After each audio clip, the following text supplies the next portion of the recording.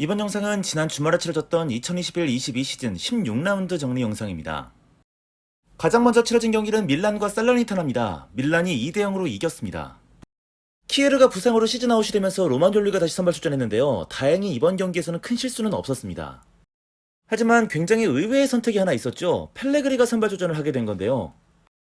하지만 역시는 역시였습니다. 커리어넨의 부상으로 고생하던 펠레그리는 이번 경기 16분 만에 부상으로 교체 아웃이 되고 말았는데요. 의외로 크로니치가 교체로 들어와서 공격수 역할을 해줬는데 꽤 잘했습니다. 요즘 크로니치는 멀티 자원으로 굉장히 쓰임새가 많습니다. 경기는 캐시에가 선취골을 집어넣고 살레마커스가 멋진 추가골을 넣었는데요. 특히 골을 넣고 키에르를 위한 세레모니를 한 것이 굉장히 인상 깊었습니다. 잠깐만. 근데 캐시에 너는 왜 이런 거 안 했냐? 아, 밀란 떠나려고 하고 있지? 그래, 뭐 사람이 갑자기 바뀌면 그게 더 적응이 안 되죠. 그 캐릭터를 한 번에 바꾸면 그게 더 적응이 안 돼. 어쨌든 부상이 참 많고도 많았지만 이번 승리로 밀란은 드디어 리그 선두 자리를 차지할 수 있게 됐습니다. 다음 경기는 로마와 인테르입니다. 인테르가 3대0 완승을 얻었습니다. 두 팀 모두 이번 경기 뛰지 못하는 선수들이 굉장히 많았는데요. 로마의 경우는 펠레그리니와 엘샤라비가 부상, 그리고 타미와 칼스도르프가 경고 누적으로 나오지 못하는 상황이고요. 인테르는 데브라이, 라모키아, 다르미안 등 수비 쪽에서 부상이 집중되면서 역시 어려움이 예상됐습니다. 그래서 이번 경기는 로마는 정말 눈물나는 라인업을 들고 나왔습니다. 오른쪽 윙백을 맡을 선수가 없어서 센터백 이바네즈를 끌어올릴 수밖에 없게 됐고요. 인테르 역시 다르미안이 없고 슈크리냐르가 3백 중앙으로 옮겨가는 바람에 오른쪽 라인을 둠프리스와 담브로시오가 맡게 됐습니다. 하지만 경기는 의외로 너무나 일방적인 인테르의 우세였습니다. 특히 로마는 전혀 압박이 되지 않고 측면이 너무 공간이 많이 나면서 끊임없이 인테르에게 털렸어요. 그리고 이번 경기 주인공은 바로 차라놀루였습니다. 요즘 진짜 졸라 잘하는데요. 특히 팀의 선취골을 코너킥으로 그냥 넣어버렸습니다. 거기다 제코의 추가골을 어시스트까지 해내는데요. 최근 정말 과장 안 보태고 차라놀루가 인테르 에이스라고 해도 될 정도입니다. 이미 에릭센이 전혀 생각이 나지 않고 있는데요. 왜냐면 에릭센보다 훨씬 잘하고 있거든요. 그리고 제코는 골을 넣고 세레머니를 전혀 하지 않으면서 감동을 주기도 했습니다. 로마 출신 공격수들은 이런 로망이 좀 있는 것 같아요. 바티스투타 생각이 나더라고요. 어쨌든 로마의 오른쪽은 거의 인테르의 놀이터가 되고 말았습니다. 전혀 측면 제어가 되지 않았는데요. 그러면서 인테르의 세 번째 골도 나오게 됐습니다. 무난하게 인테르의 또 하나의 먹튀가 되어가는 듯 했던 둠프리스는 드디어 인테르 이적 후 첫 골을 기록하게 됐습니다. 다음 경기 나폴리와 아탈란타입니다. 아탈란타가 3대2로 이겼습니다. 역시 부상자가 너무 많은 나폴리입니다. 쿨리발리가 부상으로 빠지면서 주앙 제수스가 들어간 3백 라인이 가동이 됐고요. 앙기사와 파비앙 루이스가 부상으로 빠지면서 지엘린스키와 로버트카가 중원을 이루고 오시멘에 이어서 인시냐까지 부상을 당하면서 엘마스가 공격진에 들어가게 됐습니다. 그리고 아탈란타가 먼저 골을 가져갔죠. 기본적으로 이번 경기 나폴리의 공수 간격이 너무 넓었습니다. 그러면서 계속해서 수비진이 노출이 되는데요. 그러다 보니 한두 번의 터치로도 쉽게 위기에 처하게 됐었죠. 하지만 나폴리는 공격으로 이 문제를 극복했습니다. 지엘린스키가 동점골을 뽑아내더니 기어이 메르텐스가 역전까지 만들어냈거든요. 이렇게 골이 필요할 때 가스페리니 감독이 자주 쓰는 전략이 있습니다. 바로 센터백을 극단적으로 공격에 참여시키는 건데요. 첫 번째는 데미랄이 올라와서 동점골을 뽑아냈고요. 두 번째는 톨로인데 2대1 패스를 주고받으면서 적극적으로 올라가죠. 결국 이 플레이가 역전골로 이어졌습니다. 리그 5연승을 질주하면서 이제 우승 경쟁도 바라볼 수 있게 된 아탈란타는 최근 정말 무시무시한데요. 반면 계속 1위를 달리던 나폴리는 결국 부상이 꺾이면서 3위까지 내려앉게 됐습니다. 다음은 볼로냐와 피오렌티나입니다. 피오렌티나가 3대2로 이겼습니다. 모처럼 니코 곤잘레스가 선발 출전을 하게 된 피오렌티나였는데요. 좋은 활약을 보여줬습니다. 일단 말레의 선취골을 어시스트하기도 했고요. 피오렌티나의 세 번째 골이 됐던 PK를 얻어내기도 했습니다. 피오렌티나는 비라기가 프리킥골을 넣었고요. 블라우비치는 PK로 또다시 골을 기록했습니다. 하지만 수비 집중력 쪽에선 다소 아쉬웠는데요. 첫 번째 실점에서도 무사바로를 마크하는 선수가 한 명도 없었죠. 그러면서 쉽게 골을 내줬는데 두 번째 실점도 측면을 파고드는 히키를 아무도 신경 쓰지 않았습니다. 결국 또다시 실점이 되고 말았죠. 이번 승리로 피오렌티나는 6위까지 순위를 올렸습니다. 재밌는 건 무승부가 단 한 차례도 없다는 건데요. 무려 9승을 챙겼습니다.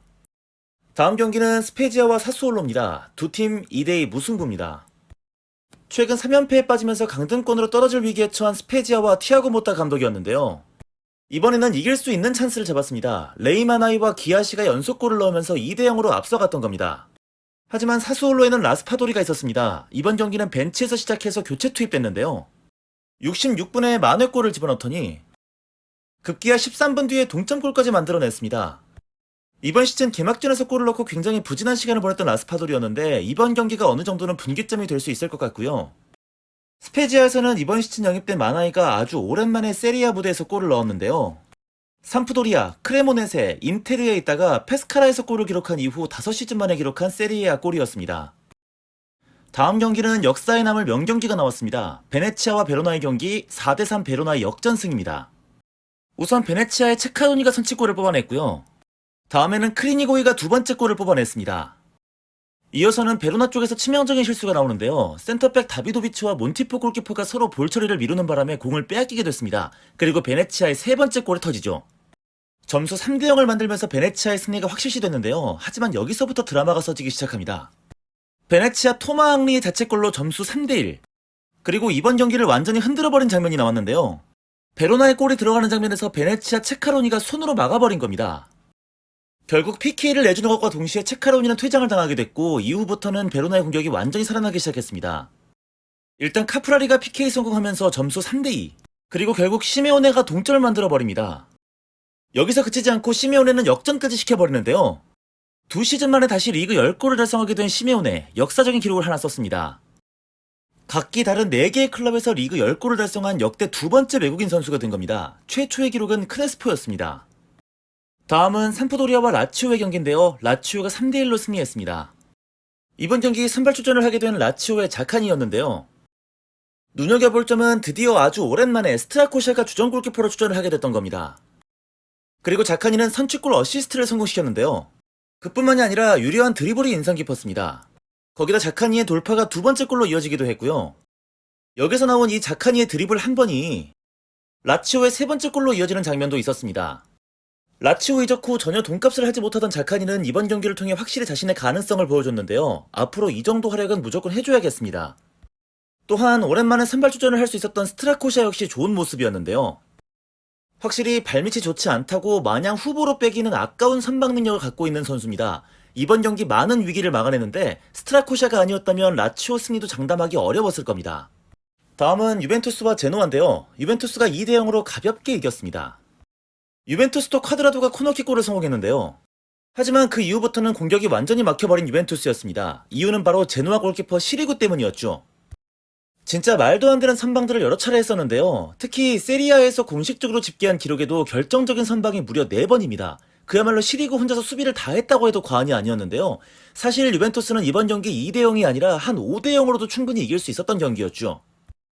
그리고 시리구의 가장 큰 피해자는 바로 모라타였습니다. 유독 모라타의 찬스를 다 막아버리더군요. 멘탈이 깨졌는지 옐로카드를 받고 교체가 된 모라타는 알레그리 감독과 언쟁을 벌이는 장면도 있었습니다. 확실히 모라타는 멘탈이 약한 게 항상 문제입니다. 그래도 유벤투스는 디발라가 혀를 뚫어주는 데 성공했습니다. 이러니 저러니 해도 역시 유벤투스는 디발라가 에이스 역할을 해주는 능력이 확실한데요. 이번 승리로 알레그리 감독은 승리 시 승점 3점을 받게 된 시대 이후 세리아 역대 두 번째 리그 250승을 달성한 감독이 됐습니다. 역대 최초는 안첼로티입니다. 다음 엠폴리와 우디네세, 엠폴리가 3대1로 이겼습니다.